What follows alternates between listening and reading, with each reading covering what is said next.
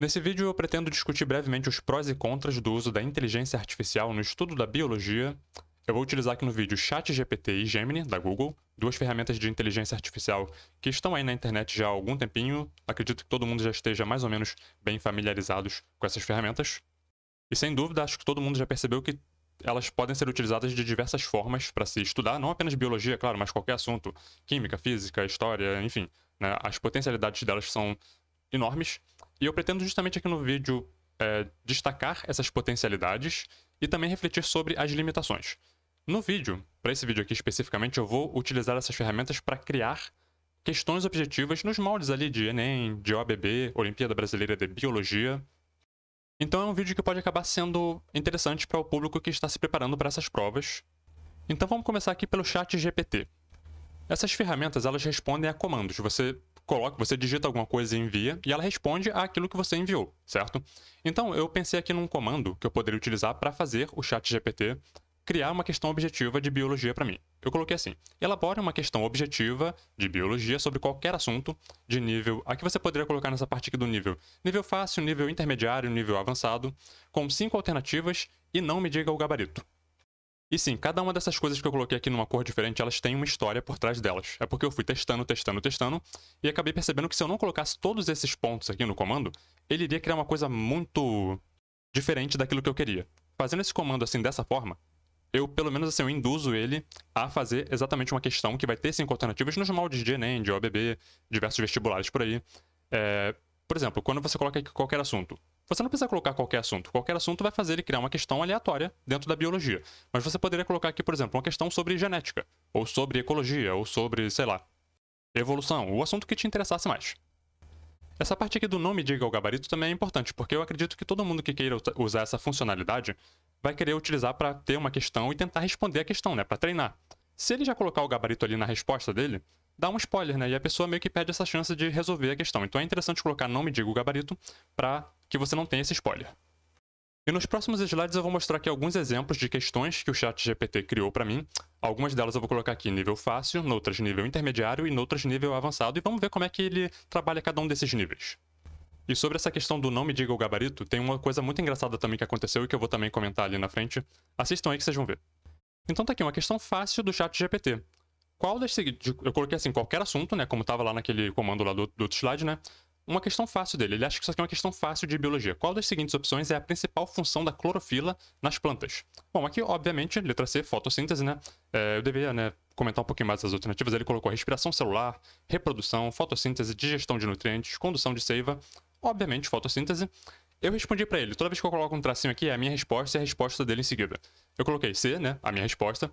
Ele colocou: entendi sua escolha, mas não posso confirmar se está correta. Por que ele colocou isso? Porque eu tinha colocado no comando não me diga o gabarito. Então ele guardou isso, né? Ele ficou com isso memorizado. Ele não pode me dizer o gabarito. Aí eu tive que mandar para ele um comando: ok, pode me dizer o gabarito. E aí sim ele falou: ok, sua resposta está correta, letra C, fotossíntese. Você vai pegando essas coisinhas, assim, esses detalhes conforme você vai utilizando. Lembrando que é um programa de computador, né? Ele não tem sentimento, ele apenas atende a comandos de forma binária. Essa aqui seria uma questão fácil? Ok, eu concordo que é uma questão fácil, porque é uma questão que trata ali de uma forma muito genérica de um tema que é bem amplamente conhecido, a gente vê isso desde o ensino fundamental, né? Então realmente é uma questão fácil. Aí eu pedi uma questão de nível intermediário. Ele veio assim: qual dos seguintes processos é responsável pela variação genética durante a formação de gametas? Um assunto realmente bem mais complicado do que o anterior. Ele deu as opções osmose, transcrição, tradução, mitose, crossing over. Bom, aqui, né, claro, quem tem aí já um preparozinho, já foi direto na letra E. Crossing over, permutação, né? Aí eu coloquei para ele: marcarei a letra E, pode me dizer o gabarito, que aí sim ele pode, né, enfim, elaborar. Sim, a letra E, crossing over é a resposta correta. Esse processo ocorre durante a meiose e é fundamental para a variação genética entre os gametas.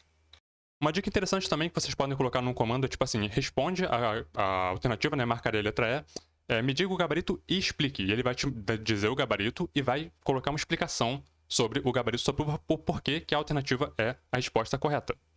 Aí agora veio a questão de nível avançado. Ele falou assim: no contexto do ciclo celular, qual mecanismo é primariamente responsável por prevenir a divisão de células com DNA danificado, garantindo a integridade genômica?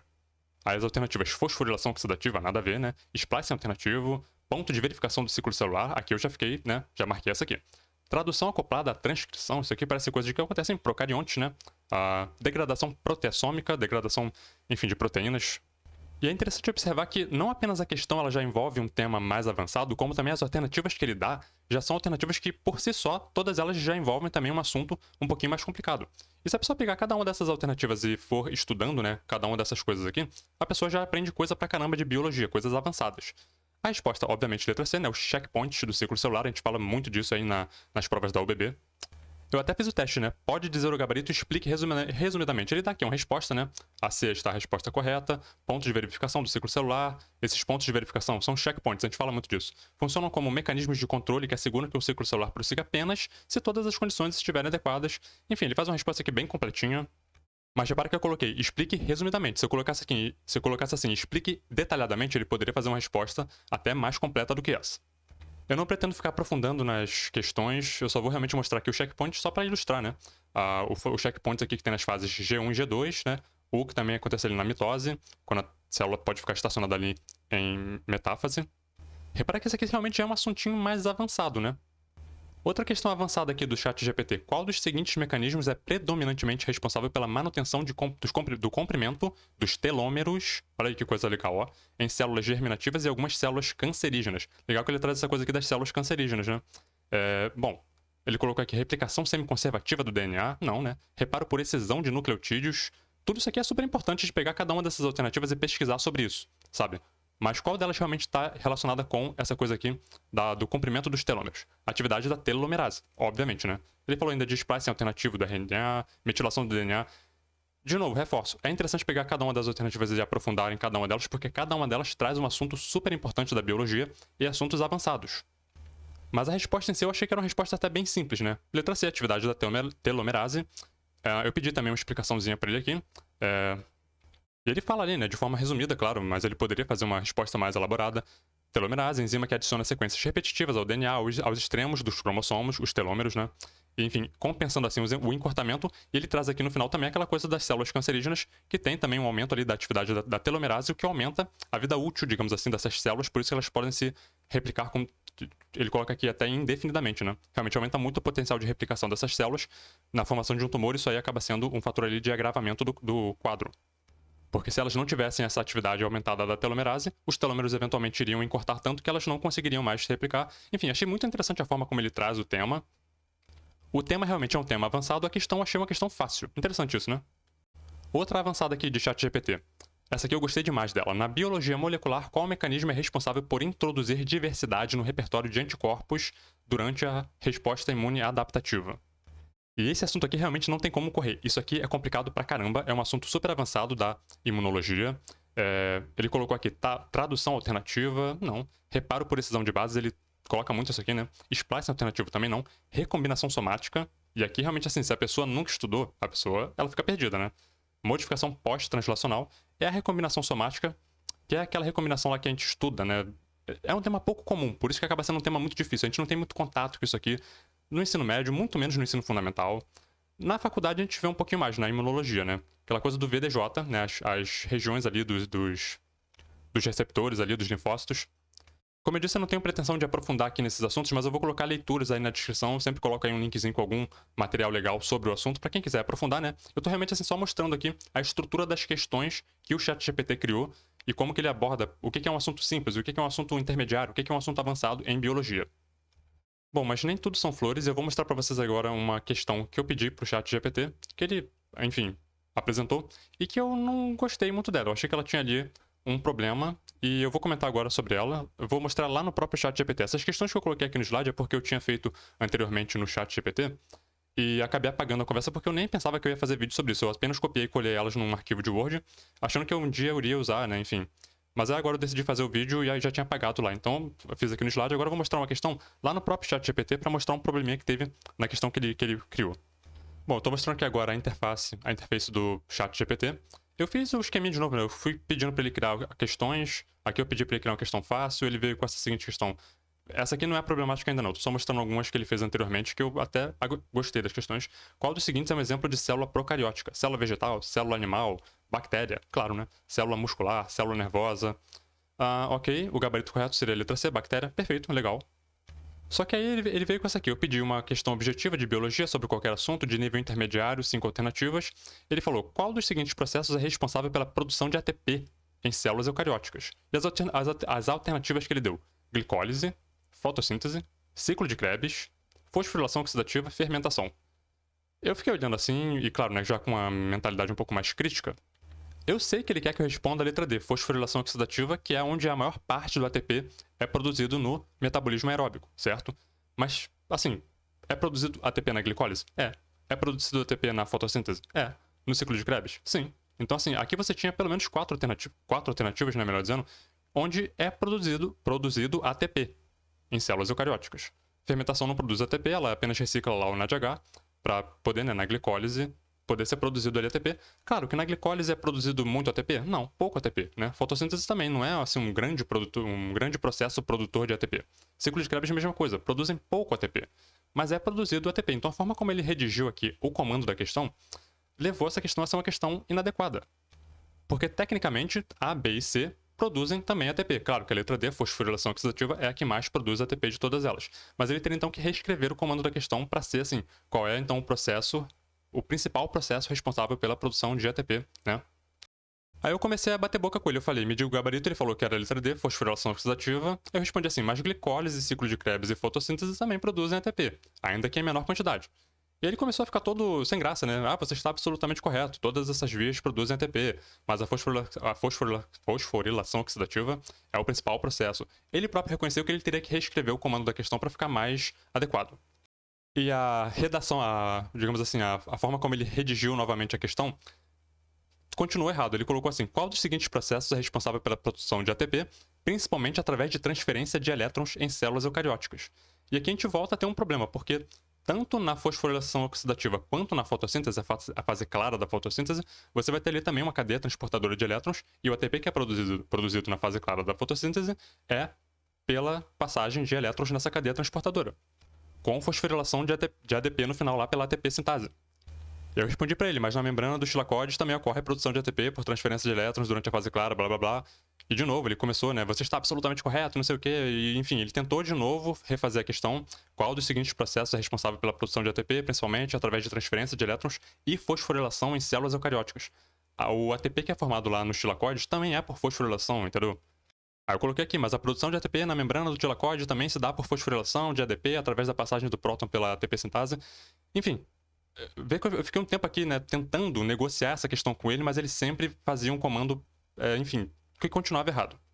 Ele terminou com um comando que ele repetiu o comando, de novo com essa coisa da fosforilação e tudo mais, e a partir daqui o chat começou a dar erro. Toda vez que eu respondia, ele dava erro. Ou seja, eu buguei o chat GPT. E, enfim, aqui agora a mensagem de erro desapareceu porque eu atualizei a página, mas ficava dando um erro aqui que ele não permitia mais você quer responder nesse chat aqui.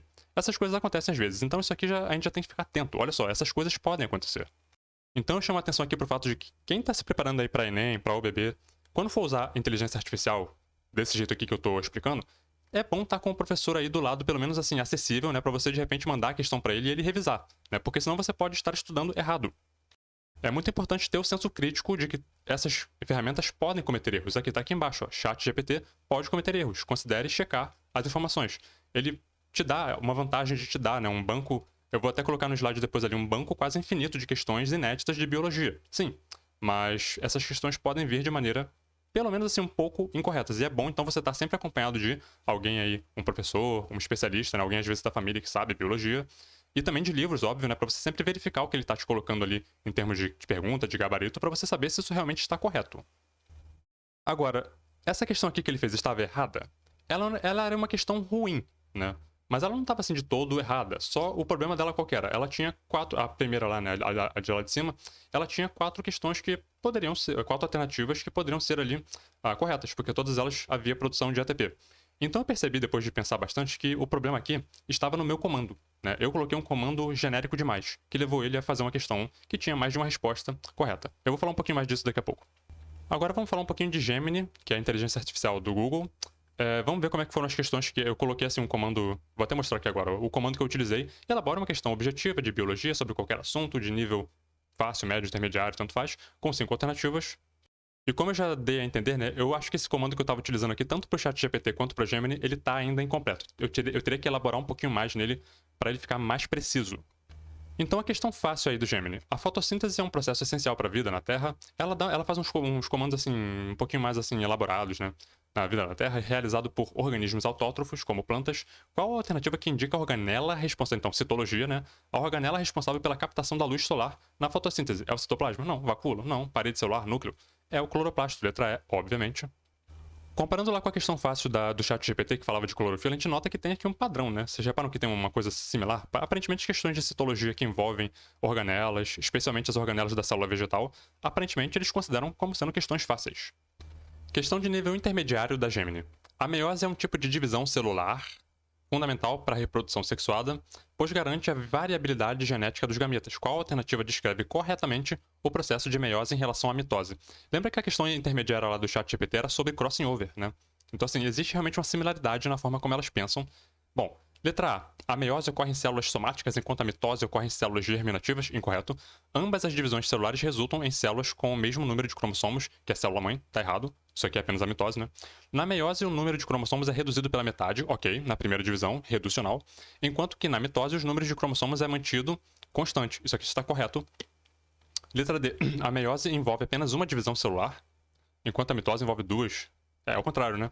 E a letra D diz o seguinte: na meiose, os cromossomos homólogos se pareiam e trocam material genético, permutação, crossing over, o que não ocorre na mitose. Isso aqui também está correto. Então repara que, de novo, temos aqui uma questão com duas alternativas corretas, né? De novo, eu assumo que esse aqui é erro do meu comando. O meu comando estava impreciso e que levava esses programas a criarem questões com duas alternativas corretas. Eu vou no final mostrar um exemplo de comando que eu acho que fica um pouco mais preciso e que, de repente, né, a gente vai até testar isso. Vamos ver se isso diminuiria esse tipo de coisa aqui. Questão avançada aqui da Gemini. Eu vou mostrar um exemplo só para não ficar muito longo o vídeo. Mas olha que questão legal, cara. O desenvolvimento embrionário em mamíferos é um processo complexo e fascinante. Olha como é que os textos dela, né, os comandos são mais ricos que o do ChatGPT, que envolve diversas etapas desde a fecundação até o nascimento. Qual alternativa descreve corretamente o processo de formação de órgãos e sistemas no embrião? É a organogênese, óbvio, né? Mas repara que ele colocou aqui como nível avançado, porque esse assunto de embriologia é um assunto meio negligenciado, né? As pessoas geralmente não sei se estudam assim com muita atenção, mas para mim é uma questão fácil, tanto que eu já falei organogênese sem ler as alternativas. Mas isso, na época, na hora que eu resolvi ali a questão, eu já falei, né? Portanto, é uma questão que eu considero fácil, mas é um tema avançado. E eu vou discutir como que ele poderia criar uma questão mais difícil. É que tal, tem que ter também, assim, semanticamente a diferença entre avançado e difícil, né? Eu também não tinha refletido muito sobre isso. Mas vamos lá. A morfogênese é o processo de divisão celular que origina os diferentes tipos de embrião. A gastrulação, né, blá, blá, blá, neurulação, não. Organogênese é a etapa em que os tecidos embrionários se diferenciam e formam os órgãos e sistemas do corpo. A letra D está correta. A letra E falou de placenta, enfim. O que eu achei mais legal foi quando eu pedi para ele explicar, me ajudar um pouco, né, com o tema. Olha a quantidade de informação que ele jogou depois. Aqui eu tive o mesmo problema lá que o ChatGPT. Eu copiei, colei num arquivo e depois acabei apagando o chat lá. Perdi lá no próprio site, né? Mas eu tinha isso aqui salvo num arquivo de Word, então eu consegui recuperar. Ó, o desenvolvimento embrionário em mamíferos pode ser dividido em três etapas principais: segmentação, aqui a gente pensa lá em mórula, blástula, gástrula. A gastrulação, que é quando para muitos autores realmente começa ali a organogênese. Ou melhor, é uma etapa que é precursora da organogênese, porque você precisa da gastrulação, né, quando forma ali os três folhetos embrionários, ectoderma, mesoderma e endoderma, para que então possa haver organogênese, porque cada órgão vai ser derivado de um folheto embrionário. E, eventualmente, a organogênese, diferenciação dos folhetos embrionários em órgãos e sistemas do corpo. Isso aqui é super simplificado? Sim, qualquer pessoa que já pegou um livro de embriologia para estudar sabe que isso aqui é uma super simplificação, mas olha como é que ajuda uma cabeça assim que não tem contato com o tema e que está começando do zero. Ele colocou ainda: a organogênese é a etapa mais complexa do desenvolvimento embrionário. É durante essa etapa que os diferentes órgãos são formados. Os três folhetos embrionários, ele aqui dá exemplos de órgãos que são derivados de cada folheto embrionário. Olha que legal. Ectoderma, sistema nervoso, epiderme, glândulas, órgãos de sentido. Mesoderma, sistema muscular, músculo esquelético, né? Enfim, sistema esquelético, sistema circulatório. Tudo isso aqui é conjuntivo, né? Sistema excretor. Endoderma, sistema digestivo, aquela musculatura lisa ali, né, do sistema digestivo. Sistema respiratório, glândulas anexas, enfim. Super legal isso aqui. Ideias, né, de, claro, pegar isso aqui e aprofundar, né, estudar um pouco mais. Aqui embaixo, fatores que influenciam a organogênese. Isso aqui também é bem interessante porque, de novo, são introduções, né? São, assim, ideias para a pessoa pegar e aprofundar. Fatores genéticos, sinais moleculares, ambiente, ok, epigenética, certo? Tudo isso aqui influenciando na organogênese. Erros comuns. Eu achei isso aqui muito interessante. Confundir morfogênese com organogênese. Você sabe a diferença de morfogênese para organogênese? Olha só, ele chamou aqui a atenção. Isso é um erro muito comum, né, nessa questão da embriologia. De novo, não vou ficar me aprofundando muito, mas basicamente morfogênese é a morfologia, né? Você é um Homo sapiens, né? Você tem uma cabeça, 4 membros, 2 pernas, postura bípede. Seu corpo, ele tem uma forma. Essa é a morfogênese. Isso aí é, claro, ali durante a embriologia, a embriogênese, né? Determinado, claro, por fatores genéticos, enfim. Organogênese é a formação dos órgãos. A organogênese, que é a formação dos órgãos, segue a morfogênese. O seu cérebro está dentro da sua cabeça. O seu coração está no seu peito. E por aí vai. Outro erro comum, não saber a origem dos diferentes órgãos e sistemas, né, a partir de cada folheto embrionário, ele dá aqui alguns exemplos. Não conhecer fatores que influenciam a organogênese. E tudo isso aí ele ajuda a pessoa, né, com informações ali básicas sobre isso. Dando ideias para que as pessoas possam, então, aprofundar e estudar com mais profundidade o tema. Como eu percebi que estava rolando muito assim de ver questões com 2 alternativas corretas, eu pensei num comando que talvez resolva esse problema. Vamos fazer um teste depois disso aqui, brevemente, não vou também ficar aqui estendendo muito o vídeo. O comando que eu fiz após as revisões, e que não é ainda um comando final, eu acho que talvez ainda dê para melhorar um pouco, e cada um que for testar de repente essa metodologia pode também criar seu próprio comando, só presta atenção para não deixar brechas, né? Elabore uma questão objetiva, tem que ser uma questão objetiva, você quer uma questão que tenha um comando com alternativas. De biologia, você pode colocar aqui história, geografia, química, física, o que você quiser, mas o canal aqui é de biologia. Sobre qualquer assunto, você pode colocar aqui genética, evolução, enfim, fisiologia, imunologia, de nível fácil, intermediário, avançado, 5 alternativas, seguindo aqui o modelo do Enem, da UBB. E aqui eu incluí, das quais apenas uma deve ser correta. Isso aqui que eu acho que talvez resolva aquela questão lá deles colocarem questões com mais de uma alternativa correta. Vamos ver se isso vai funcionar. E não me diga o gabarito, que é para você não ter aquele spoiler, né? Então assim, eu acho que esse comando aqui, ele é um comando legal. Enfim, antes da gente testar o comando, eu fiz aqui uma síntese, né? Ponto positivo aqui dessas 2 ferramentas de inteligência artificial. Banco virtualmente infinito de questões inéditas. Eles vão te jogar um monte de questão assim inédita em cima de você. Algumas boas, outras ruins, mas paciência, né? Auxílio com explicações, você pode pedir explicação para cada gabarito. Fácil e acessível, né? É de graça, tá aí no seu celular. Você pode baixar o ChatGPT, o Google, né? No seu celular, no seu computador. No ônibus ali, às vezes indo pra escola, né? No metrô, enfim, no carro. Dá aquela estudada, às vezes às vésperas da prova, você não quer realmente ler livros, né? Textos densos, você só quer dar uma treinada, beleza. Usa a inteligência artificial para criar questões e treinar. Alguns pontos negativos. Pode conter erros conceituais, de fato pode acontecer, não é perfeito. E não permite treinar, essa aqui é muito importante, ó, presta atenção nisso, não permite treinar questões que envolvam habilidades complexas como leituras de gráfico, tabelas, enfim, e outras coisas ali que surgem em provas da UBB, do Enem, que você tem que extrair informação de algum recurso gráfico. Dessa forma aqui como eu criei, né, essa metodologia não permite treinar esse tipo de questão, que são questões muito frequentes, né, nessas provas de vestibular, de Olimpíada.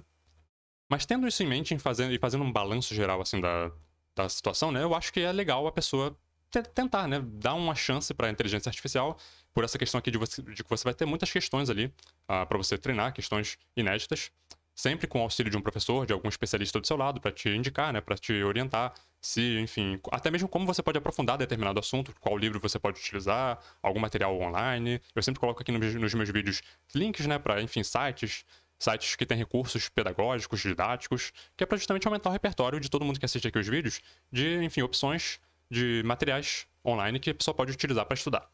Enfim. Então o que eu vou fazer agora é, eu vou pegar esse comando aqui, vou colar lá no chat GPT e no Gemini e vamos ver assim, vou colocar assim poucas questões, eu não vou alongar muito o vídeo não. Vocês peguem depois assim esse comando aqui, colhem também e vejam o que surge.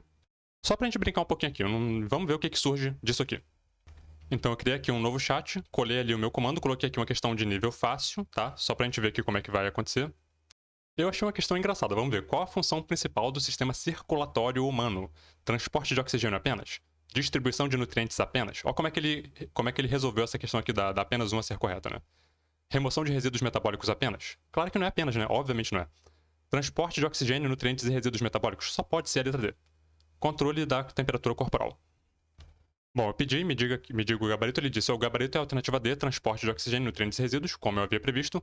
Não vou ficar problematizando as questões aqui, eu só quero realmente assim, ver como é que ele vai reagir àquele novo comando que eu coloquei. E, enfim.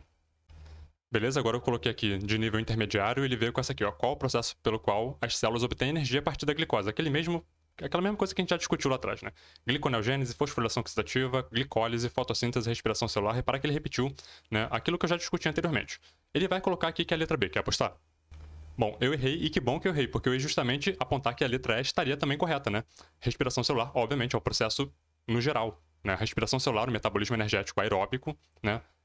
Claro, é uma forma que a célula obtém a energia a partir da glicose. Eu ia apontar isso, né? Fosforilação oxidativa, como eu já comentei antes, né? Glicólise, enfim.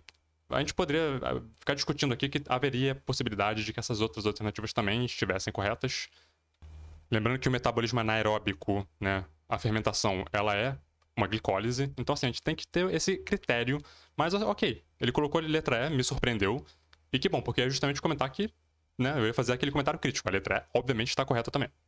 Agora eu pedi uma questão avançada, ele veio com a seguinte: qual dos seguintes processos é fundamental para a regulação da expressão gênica em células eucarióticas? Splicing alternativo? Metilação do DNA? Obviamente vai ser letra B.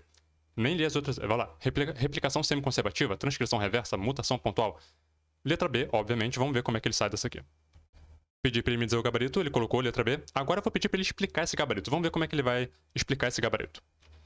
Bom, vamos lá então. Metilação do DNA é um processo epigenético crucial na regulação da expressão gênica em células eucarióticas. Na metilação do DNA, grupos metil são adicionados às bases de citosina do DNA, formando 5-metilcitosina. Essas marcações... Isso aqui tudo é muito avançado, tá? Eu não vou nem ficar problematizando aqui não, porque não é um assunto assim, claro, eu domino também tão bem.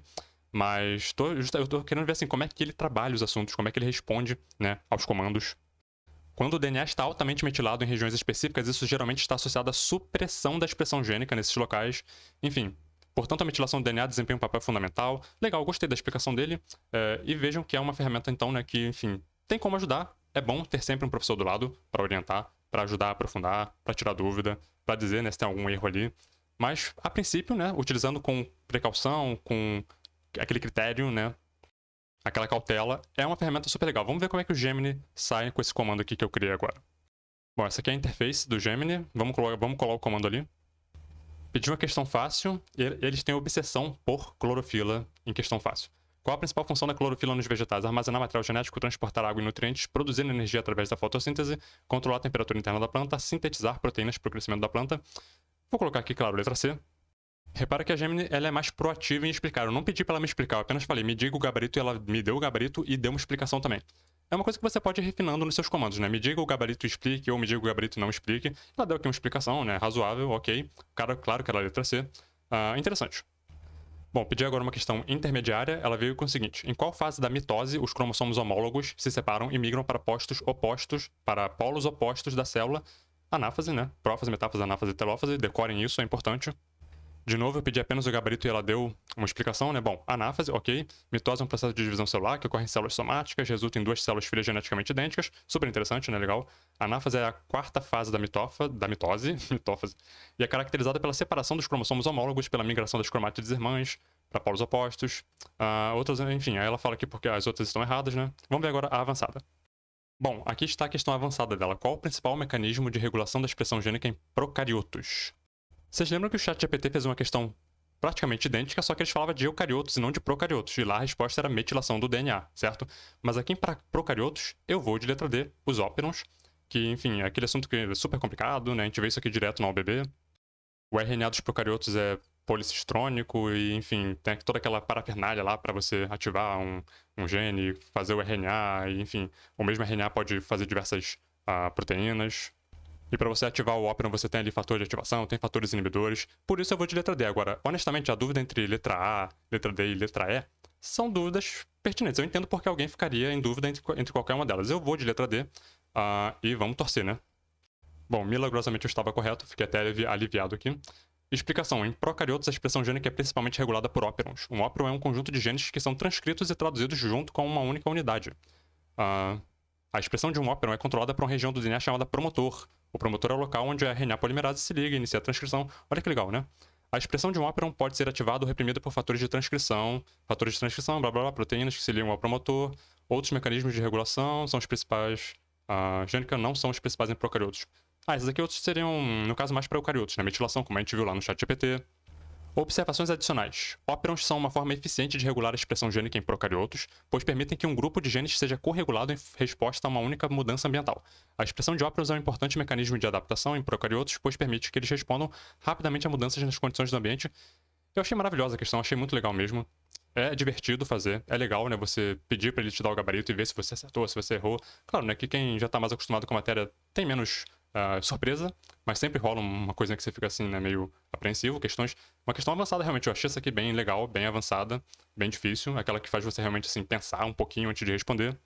Especialmente agora que há alguns minutos atrás eu tinha respondido uma que a resposta era a metilação do DNA, e se eu não tivesse aqui a atenção de ver no comando que era de procariotos e não eucariotos, uma coisa que a gente também comete muito esse erro em provas, né, de não ler direito o comando e acabar, enfim, marca a alternativa incorreta, a pessoa vai lá e marca a correta, né? Então assim, eu li com atenção, então eu percebi que tinha alguma coisa, opa, não, é procarioto, então aqui não é metilação, aqui vai ser outra parada.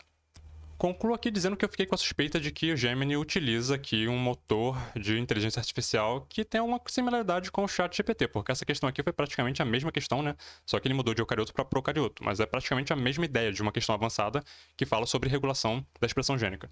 Então, assim, eu não sei, eu não entendo profundamente, não sou especialista nessas ferramentas. Será que a Gemini utiliza o ChatGPT como motor dela? Não sei, né? Tô aqui colocando por alto, talvez alguém que entenda coloque aí no comentário para saber, né? Para tirar essa dúvida da gente. Então, minha análise final, eu acho que esse comando aqui é um bom comando, ele oferece questões mais precisas do que o que eu estava usando anteriormente. Tive menos problemas com ele, claro, né, que eu não testei direito, eu só fiz aquelas questões ali que eu mostrei no vídeo. Vale a pena pegar e ficar testando isso aqui mais para ver se realmente é bom, mas eu gostei do que apareceu. Então é um bom comando. Então, quem está se preparando aí, às vezes estudando na véspera da prova, né, para OBB, para Enem, é uma boa metodologia para se estudar, para ter acesso a questões objetivas, né, com assuntos diversos da biologia. Você pode também pegar assuntos específicos, né, você pode colocar, quero uma questão de genética, quero uma questão de, sei lá, ciclo celular, ele vai te dar uma questão específica. E, enfim, mas reforço aqui, é importante fazer isso acompanhado de um adulto, né, de alguém que saiba a matéria para poder te orientar ali, ó, essa questão aqui eu achei ela um pouco embaçada, vamos dar uma aprofundada nisso aqui para ver se tá certo mesmo. O olhar crítico do professor, do especialista, né, para você não, de repente, não cair numa pegadinha. Porque essas inteligências artificiais, eles às vezes falam besteira, mas eles falam com uma convicção. E se você tá despreparado, você acredita no que ele tá falando. Eu mesmo já me peguei diversas vezes aqui, pesquisando alguma coisa que eu tinha certeza que estava errado, mas eu falei, será que tá errado mesmo? Ou será que é alguma lacuna aqui de conhecimento que eu tenho? Então, eu recomendo utilizar esses programas, tanto um quanto o outro. Aparentemente, eles têm ali uma mesma técnica, né? O mesmo peso para o que é uma questão fácil, intermediária, difícil. Aparentemente, o Gemini e o ChatGPT, eles te dão questões semelhantes, né? Até me levou a desconfiar se não é mesmo o mesmo motor de inteligência artificial nas duas, mas não sei se é. E reforçando também que ela não permite que você treine questões que exigem leitura de gráfico e tabela, coisas que são importantíssimas para a OBB, para Enem. É uma habilidade que você tem que ter. Aprende a ler gráfico, aprende a ler tabela, aprende estatística, aprende coisas mais elaboradas que não caíram aqui. Repara que não teve nenhuma questão de cálculo, né? De cálculo de frequência gênica, de a proporção de genética mendeliana, né? De proporção da prole, que vai ser a homozigoto dominante. Não caiu nada disso, né? Então essas questões são questões mais específicas e difíceis que não caem aqui. Fica até uma ideia aí, né? De repente utilizar aqui um comando específico para pegar esse tipo de questão. Será que ele consegue? De repente é assunto aí para um próximo vídeo, mas fiquem à vontade aí para testar isso. E eu vou terminar o vídeo por aqui. Recomendo o uso da metodologia, mas com cautela e sempre acompanhado de um professor para te ajudar.